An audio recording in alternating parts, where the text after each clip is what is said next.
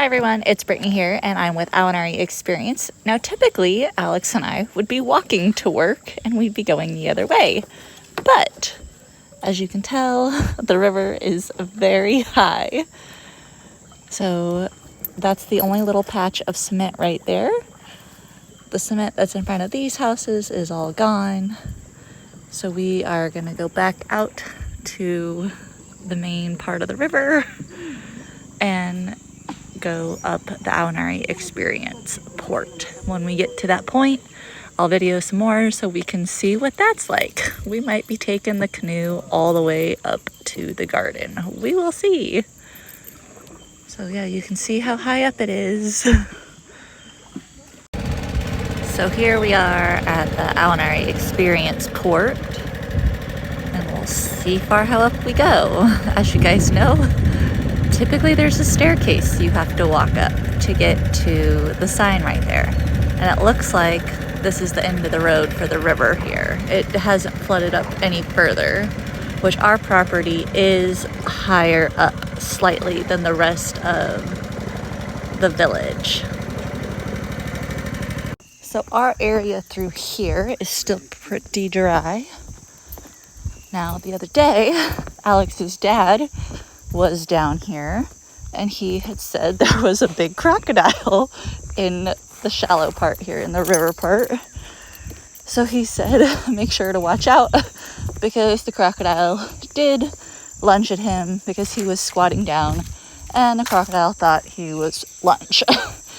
So luckily Alex's dad felt something watching him and instantly got up and made a loud noise and scared the crocodile away. But so we're going to be aware. You guys have seen lots of videos. Typically this is the dry spot, but it does flood. So yeah, this is what we're talking about when we say the wet season. Now the reason why the Amazon River fluctuates so much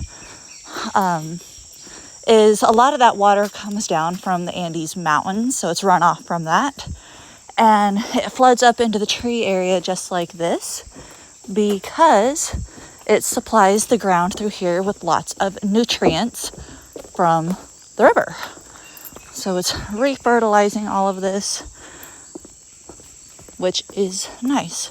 So the ground that is really close to the river is really fertile. And that's oftentimes where the locals will actually plant their crops. So typically this isn't quite so much underwater like that. So it is very high this year. I've been here for 3 years and I've never seen the river quite that high. But Alex did say it is normal. So now we're coming up to the drier spot. This is the area where our house is being built on this taller stretch of property.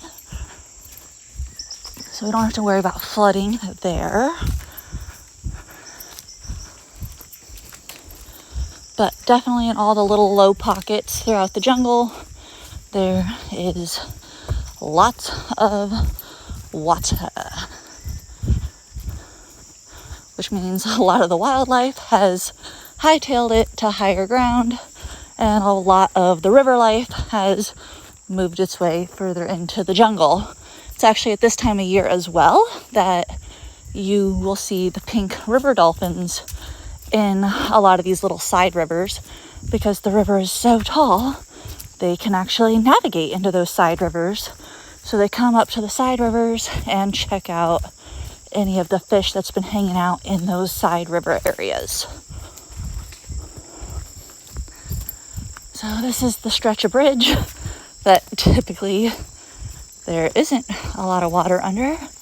And this is where the dad said he saw the crocodile, which we have seen baby crocodiles through here. Let's try and navigate this as best we can.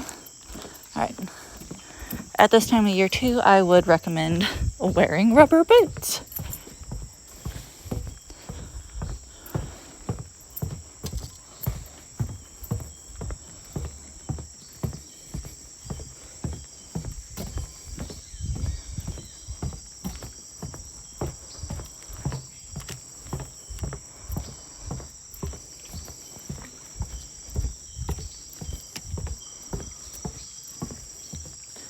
So we did put a little bit of a fishing net in here just to see if we can't catch any fish in this area.